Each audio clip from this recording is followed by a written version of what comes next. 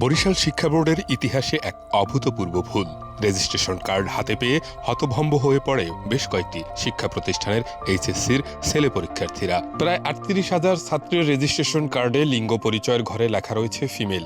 এই ভুল সংশোধন করতে এখন বিভাগ জুড়ে কলেজ কর্তৃপক্ষ শিক্ষা বোর্ডের দরজায় ধর্ণা দিচ্ছে। বিক্ষুব্ধ পরীক্ষার্থীদের প্রশ্ন, ছাত্ররা আচানক ফিমেল হয়ে গেল কি করে? এই অবহেলার জবাব দেবে কে? আমাদের রেজিস্ট্রেশন কার্ডের সমস্যা হয়েছে, আমাদের মেইলের জায়গায় ফিমেল আসছে ম্যাক্সিমাম স্টুডেন্টদেরই, প্রায় স্টুডেন্টদের। তো আমাদের অন্যান্য কলেজেরও কিছু কিছু স্টুডেন্টদের আসছে, কিন্তু আমাদের কলেজের ম্যাক্সিমাম স্টুডেন্টদেরই এই একই সমস্যা হয়েছে। কারণ আমরা তো বলতে পারতেছি না যে এটা কতদিনের মধ্যে আমরা পাবো।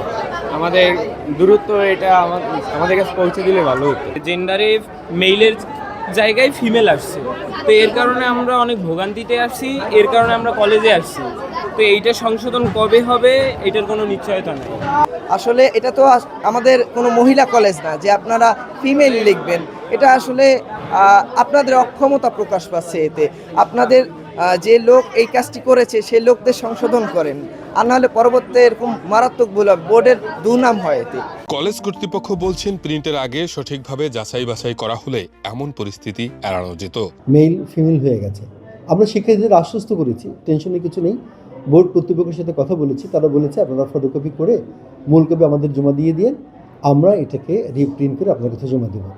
আমাদের শিক্ষার্থীরা আশ্বস্ত আছে, সমস্যা হবে না। বোর্ড সূত্রে জানা গেছে, কম্পিউটার অপারেটরের অসাবধানতা ও প্রোগ্রাম সেটিংসের ত্রুটির কারণেই এই বড় ভুলটি হয়েছে। বিষয়টি তদন্তে ৩ সদস্যের কমিটি গঠন করা হয়েছে।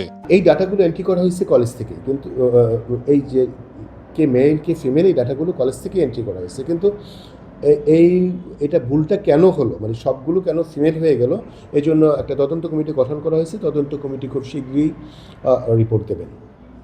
৩ সদস্যের একটা তদন্ত কমিটি গঠন করেছে। আসলে ভুলটা হয়ে গেছে এবং এটা বোঝা যায় যে ভুলটা হয়তো প্রোগ্রামিংয়ের কারণ হচ্ছে, কারণ আর নয়তো সবগুলো একসঙ্গে একই জিনিসটা আসতো না। চলতি বছরের এইচএসসি পরীক্ষা আগামী জুন মাসে শুরু হওয়ার সম্ভাবনা রয়েছে। বিভাগের ৬ জেলা থেকে এবার প্রায় ৭০,০০০ শিক্ষার্থী পরীক্ষায় অংশ নেবে।